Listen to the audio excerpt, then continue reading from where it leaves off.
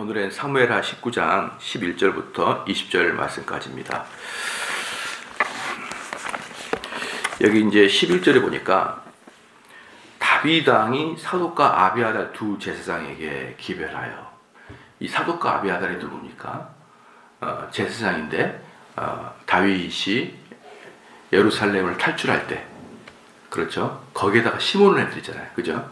거기다가 딱 놔두다가 압살롬이 무슨 이야기를 하는지를 다 듣고 있다가 그것을 나한테 기별해 달라, 그렇게 얘기했던 사람들에게 다윗이 기별을 합니다. 연락을 취해줘. 연락을 취하는데 왜 취하냐면 너희는 유다 장로들에게 고하여 이르기를, 왕의 말씀이 온 이스라엘이 왕을 궁으로 도로 모셔오자 하는 말이 왕께 들었거늘 너희는 어찌하여 궁으로 모시는 일에 나중이 되느냐라고 했어요. 그러니까 이제 다윗이 이 두 제사장한테 이야기합니다. 어떻게 이야기하냐면 온 이스라엘 사람들이 지금 다윗을 왕으로 지금 세우려고 하고 있다. 그 말이 맞잖아요. 9절 말씀 볼까요? 지난번에 했던 9절 말씀. 이스라엘 모든 지파 백성들이 변론하여 가로되 왕이 우리를 원수의 손에서 구원하여 내셨고 또 우리를 블레셋 사람의 손에서 구원하셨으나 이제 압살롬을 피하여 나라에서 나가셨고. 그러니까 이제 이미 9절 말씀 보니까 온 이스라엘 백성들이 서로 변론합니다. 너 때문이다. 너 때문에 다윗을 우리가 따르지 않았다. 다윗이 누구냐? 우리를 얼마큼 구해줬던 사람이야. 이러면서 이스라엘 사람까지 막 이렇게 변론합니다. 변론. 그러니까 이제 다윗을 왕으로 세우자. 막 이렇게 이미 이제 전 이스라엘이 지금 들썩이고 있어요. 들썩이고 있는데 그 중에 유다 지파만 잠잠합니다. 유다 지파만 잠잠해요.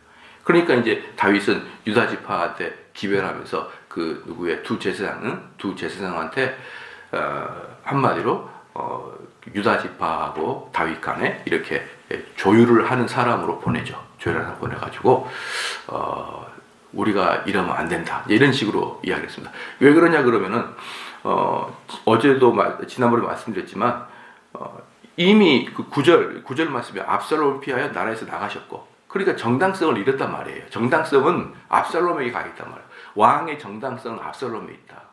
그 말씀드렸죠. 그래서 다윗은 사실은 왕의 정당성을 잃어버렸어요. 나가면서.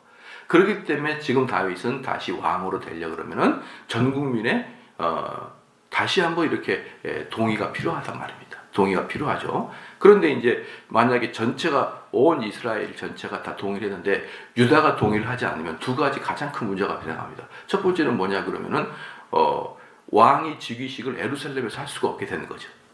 그렇잖아요. 왕의 즉위식을 예루살렘에 할 수가 없고, 두 번째는 뭐냐 그러면은 전 이스라엘과 유다를 등을 돌리게 되는 그런 일이 발생하게 됩니다. 그럼 만약에 전 이스라엘과 유다가 등을 돌려버리면 어떤 일이 발생합니까?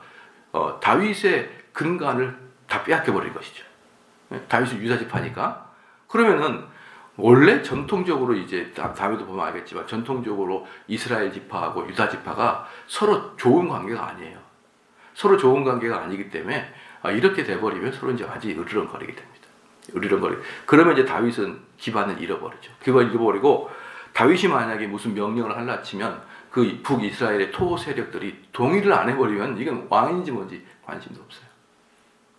참 재밌는 게 우리나라의 지역색을 제가 잠깐 말씀드리면요. 아주 골치 아픕니다. 지역색이. 골치 아파가지고 이 대구를 가게 되면은요. 담임 목사들이 대구와 경북 지역의 목사들이 아니면 대구를 거의 못 들어가요. 광주도 그래요. 광주도 광주와 전남 사람이 아니면 광주로 잘 못 들어갑니다. 그래서 그 지역 사람들이 아닌 타 지역 사람들이 들어가서 목회를 담임 목사를 할 때 거의 말로가 팽을 당하고 나와요. 팽을 당하고. 우리가 남이가 이 의식이 상당히 당회 장로님들 사이에 많더라 이 말이에요. 당회 장로님들 사이에. 그러니까 편하게 목회하려면 대구 경북 사람은 대구 경북으로 가고 호남 사람이나 광주 사람 광주로 가는 게 편해요. 그러지 않으면 결국 그 토 세력들이 담임 목사님을 되게 힘들게 합니다. 되게 힘들게 해요. 특별히 대구 광주가 제일 좀 센 두 개가 제일 세요 보면은.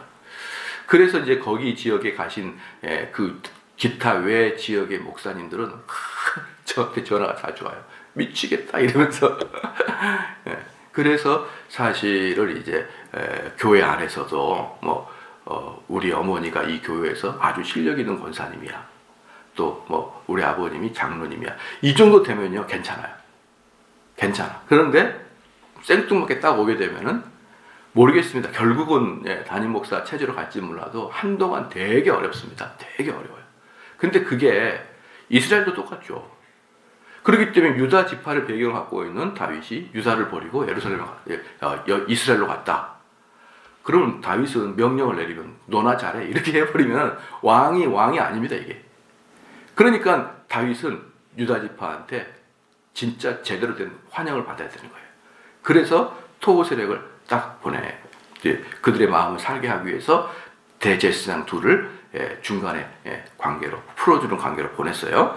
그랬더니 12절에 너희는 내 형제여 내 권력이 오늘 어찌하여 왕을 도로 모셔오는 일에 나중이 되리오 하셨다 하고 12절의 말씀은 다윗이 했던 말을 두 제사장이 대변해 주는 거예요.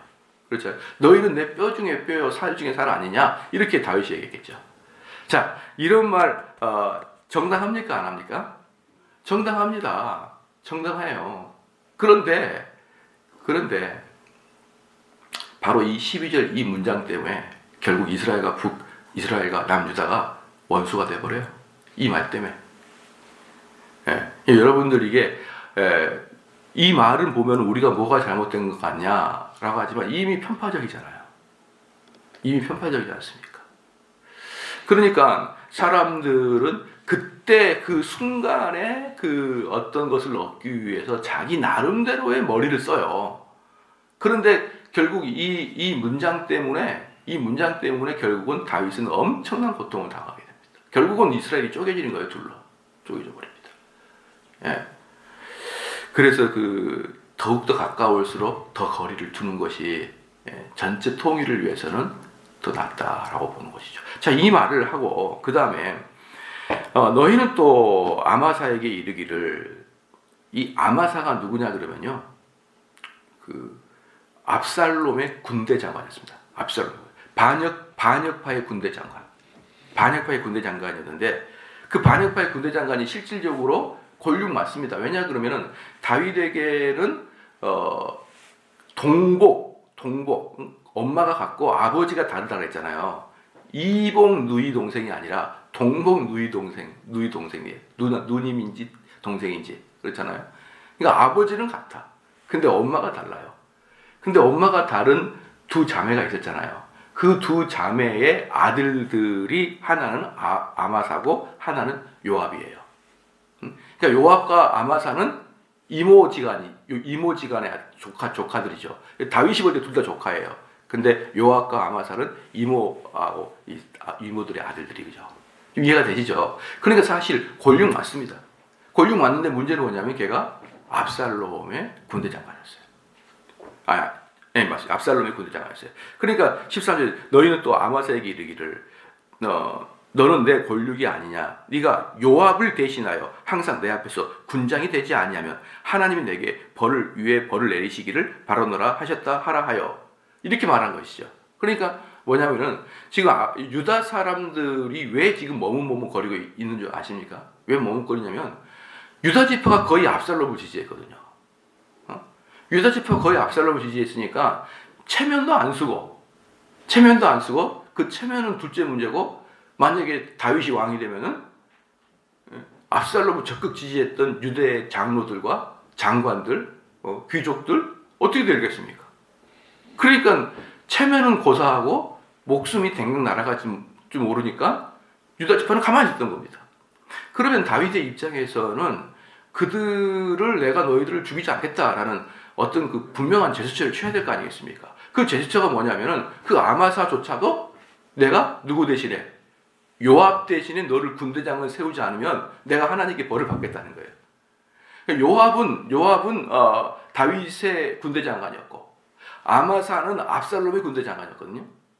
그런데 이 유다를 품기 위해서 내가 요압을 물리치고 아마사를 거기다가 내가 군대 장관을 시켰다라고 이 정도까지 내가 너희들에게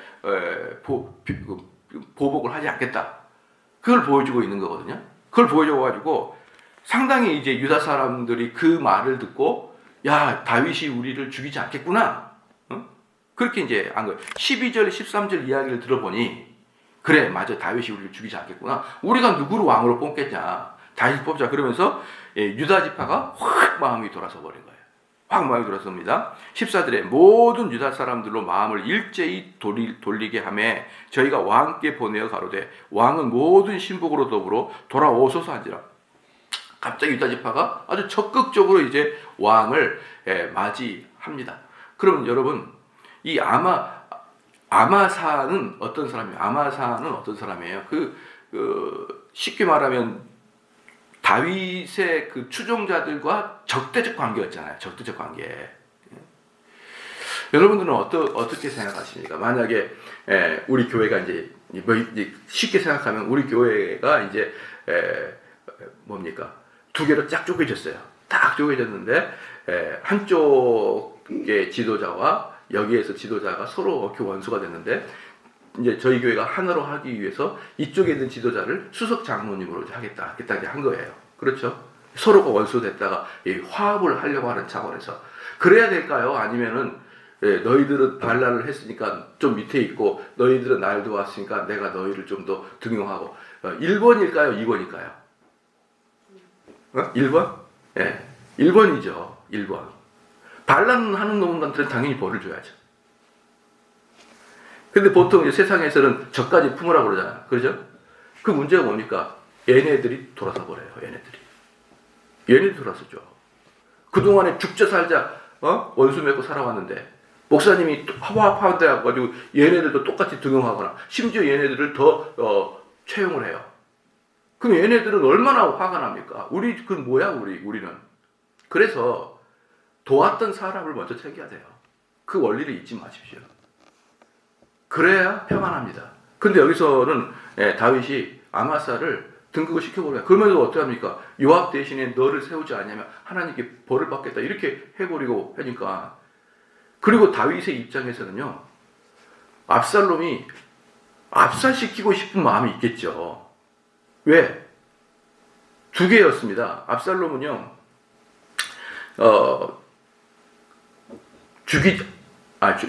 죄송합니다. 압살롬이 아니고요. 요압을 죽이고 싶죠.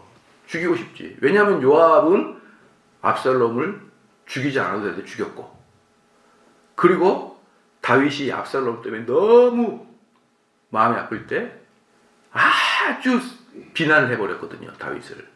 아주 비난했거든요. 그러니까 다윗은 속으로 잊지를 못해요. 그러니까 그 화가 난 상태에서 곧바로 아마사 네가 군대 장관하고 압살롬 잘라버리니까 이렇게 해버린 것입니다. 그러니까 이것은 사실은 그 다윗의 두 가지 마음의 첫 번째는 뭐냐면 유다 지파를 차지하려고 하는 마음. 두 번째 요압이 미운 마음. 두 마음이 섞여가지고 요압 자르고 너를 군대 장관 세우겠다 그렇게 한 거예요. 그러니까 두 마음은 뭡니까? 철저히 인간적인 마음으로 요압을 버리고 아마사를 세우겠다. 인간적인 마음. 이 마음이 다윗의 마음이 이해가 됩니까? 안 됩니까? 되죠. 이해가 되는데, 그러니까 제가 항상 우리 성도한테 이야기하는 게 뭐냐면 우리가 이 상황에서 이해가 되는데 이해가 될 때도 그런 그 급박한 순간에도 하나님의 도를 붙들지 않으면 결국은 죄를 짓고 그 죄는 결국은 다시 다 안갚을 받게 됩니다. 바로 이 아마사한테 뭐라고 하냐면 네가 군대 장관이 되고 요압을 내가 쫓아내겠다 이렇게 해가지고 이 유다 사람들이 전체가 전부 다 급격하게 다윗을 돌아섰잖아요. 이 급격하게 다윗으로 돌아서면서 어떤 일이 발생하냐면 이스라엘 사람들이 저거 뭐야 이렇게 돼버린 거예요. 저거 뭐야? 저거 지네들이라고. 그래서 이 아까 제가 말했던 12절 말씀, 그 결과로 말했던 14절에 모든 유다 사람들이 서로 일심단결하여 다윗을 환영하는 걸 보고 다른 지파 사람들이 등을 돌립니다. 그렇죠? 그러니까 첫 번째 벌 받았죠. 두 번째 벌이 뭐냐 그러면 요압이 이 아마사를 또 죽여버립니다. 또 죽여버려요. 요압이. 그러니까 다윗이 죽이지 말라고 했던 사람은 벌써 세 번째로 죽입니다. 이게 세 번째 죽여요. 처음에 사울의 군대 장관도 얘가 죽였어요. 사울의 군대 장관도 얘가 죽였고, 그 다음에 압살롬도 얘가 죽였고, 그 다음에 이번에 아마사도 다음에 또 죽여요. 그러면 여러분 이게 뭡니까? 칼로 다윗만 안 죽였지 사실 다윗을 죽인 거랑 똑같아요. 어디서 왕이 수작질이야 이러면서 그냥 왕이 하고자 하는 거 다 죽여버려요. 그러면 다윗은 꼭두각시죠. 그러니까 다윗이 만약에 이제 이런 식으로까지 죄송합니다. 요압이 다윗을 이렇게까지 해버린 것은 완전히 능멸한 겁니다. 능멸. 사실은 다윗은 뺏긴 거예요. 요압한테 다. 실질적으로 다윗이 가장 아꼈던 이 셋을 줄줄줄줄 요압 자기가 방해가 되니까 다 알아서 죽인다. 그러면 다윗은 이제는 요압한테 거슬리는 것을 지시 못하죠. 지시 못합니다. 그러면서 사실은 이제 다윗은 하나님께 완전히 벌을 받게 돼요. 저는 너무나 이 말씀을 읽을 때도 가슴이 아픈 게 뭐냐면 그때의 다윗으로 제가 들어가 봐봐요. 그러면 전부 다 이해가 돼요. 다윗이 나라도 그렇게 했을 것 같아. 나라도. 응? 내 고향 사람들이 나를 등을 돌리고 있을 때, 야, 우리가 남이가, 응? 1990년대 정치판에서 맨날 많이 말했던, 우리가 남이가, 응? 우리 단결해야 될 거 아니야. 여러분, 이 말 할 수 있잖아요. 응? 그 말 했다가 결국은 남이가 아닌 사람들한테 다 등을 돌리고 버리겠고. 자기가 미웠던 요압 쫓아내다가 요압이 오히려 자기 상투를 잡아버리고. 자, 이렇게 될 수밖에 없었던 것입니다. 자, 봅시다 또. 15절에 왕이 돌아와 요단의 이름에 유다 족속이 왕을 맞아 요단을 건너려 하여 길갈에 오니라. 그러니까 이렇게 다윗이 임시 방편으로 했던 순간적으로 자기 감정과 인간적인 방법으로 취했던 그 결과가 일정 부분은 그 순간에는 성공한 것처럼 보여요. 그러니까 유다 지파가 전부 다 환영을 하니까 이제 어렵지 않게 예루살렘으로 입성할 수가 있어요. 그래가지고 이제 유다 지파 사람들이 벌써 와가지고 다 봤는데 지금 다윗은 어디 있냐면 요단강을 건너지 않았어요. 아직 요단강을 건너서 예루살렘 와야 되는데 요단강 동편에 지금 있는데 유다 지파 사람들이 와가지고 그를 환영합니다. 와가지고 환영하는데 이제 이거 보면 순간적으로 자기의 임기응변 방식으로 다윗은 성공한 것처럼 그 순간에는 보이는 거죠. 자, 16절의 모습에 바후림에 있는 베냐민 사람 게라의 아들 시므이가 급히 유다 사람과 함께 다윗 왕을 맞이로 내려올 때에 이 바후림이 뭡니까? 바후림이 뭐냐면 다윗이 예루살렘에서 도망하여 예루살렘 동쪽으로 도망가기 전에 베냐민 지파의 바후림이라는 곳을 지나가잖아요. 그때 어떤 놈이 쫓아왔습니까? 시므이라는 놈이 쫓아와가지고 돌을 던지면서 저주를 했잖아요. 그런데 그 바후림에 있는 베냐민 사람 게라의 아들 시므이가 급히 유다 사람과 함께 다윗 왕을 맞으러 내려올 때에 베냐민 사람 1,000명이 저와 함께하고 바울의 사환 시바도 그 아들 15과 종 20명으로 더불어 저와 함께 요단강을 밟고 건너 왕으로 앞에 나왔다. 그러니까 지금 아까도 말했지만 요단강 동편에 아직 있는 거예요. 요단강을 건너지 않고 있을 때 유다 지파 사람들이 쫙 왕을 모시러 그 요단강을 건너서 온 겁니다. 온 거예요. 그런데 그때 그 유다 지파랑 같이 끼어있던 사람이 누구냐면 시므이하고 시바도 같이 끼어서 들어오는 거예요. 그 시므이가 누굽니까? 그 돌을 던지면서 죽어라 다윗 죽어라 이렇게 저주했던 사람이고, 시바가 누구예요? 다윗을 속여가지고 다윗에게 전부 다 재산을 갈취하는 것을 허가를 받은 애잖아요. 허가권을 받은 애잖아요. 그러니까 18절 맞아요. 왕의 가족을 건네려 하여 왕의 선이 여기는 대로 쓰게 하려 하여 나룻배가 건너가니 왕이 요단을 건너려 할 때 게라의 아들 시므이가 왕 앞에 엎드려. 그러니까 이 시므이가요, 왜 베냐민 지파에서 있을 때 그렇게 돌을 던지면서 죽어라 이렇게 했고, 왜 그렇게 또 시므이가 특별히 베냐민 지파에 대한 자부심이 강해요. 그러니까 시므이가 베냐민 지파의 실세입니다. 실세. 그것을 알 수 있는 게 뭐냐면 시므이가 사람 1,000명을 데리고 간 거예요. 1,000명을. 1,000명을 동원할 만큼이나 시므이는 베냐민 지파에서 유력한 가문이었습니다. 그리고 이제 그 시바도 뭐라 했습니까? 시바도 자기 아들 15, 종 20명을 데리고 왕 앞에 가가지고 탁 왕이여 어서 오십시오 이렇게 엎드렸습니다. 19절에 왕께 고하되 내 주의 원컨대 내게 죄 주지 마옵소서. 내 주 왕께서 예루살렘에서 나오시는 날에 종이 패역한 일을 기억하지 마옵시며 마음에 두지 마옵소서. 이게 뭐냐면은 시므야하고 시바의 둘이가 우리가 한 것들을 마음에 두지 마시고 저희를 용서해 주십시오라고 온 거예요. 용서해 주십시오. 여기서 보면은 이 시바의 마음도 보여요. 시바의 마음이 어떤 거였냐면은 다윗이 예루살렘을 버리고 도망갈 때 다윗한테 포도하고 떡 가져가가지고 다윗에게 그 자기 주인의 그 부동산을 다 빼앗았잖아요. 그 왕의 입을 통해서 그 너 거야 이렇게 해줬잖아요. 그 빼앗는 권리를 얻고 그 시바 마음 속에 이 다윗은 가면은 죽겠다는 마음이 있었던 거예요. 그러니까 이 시바의 마음은 뭐예요? 다윗은 죽어야 되는 거예요. 그래야 안전한 거지. 근데 만약에 다윗이 다시 돌아와서 딱 보니 이놈의 시바가 전부 다 거짓말한 게 들통이 날 거 아닙니까? 그러니까 이 시바도 같이 달려와가지고 비는 겁니다. 빌어요. 다윗 당신한테 우리 했던 거 기억하지 마시고 우리 용서해 주십시오. 여러분 이거 회개입니까 아닙니까? 아니 와서 빌었잖아요. 죄송합니다. 여기 우리가 주일날 우리 기도할 때 뭐라고 합니까?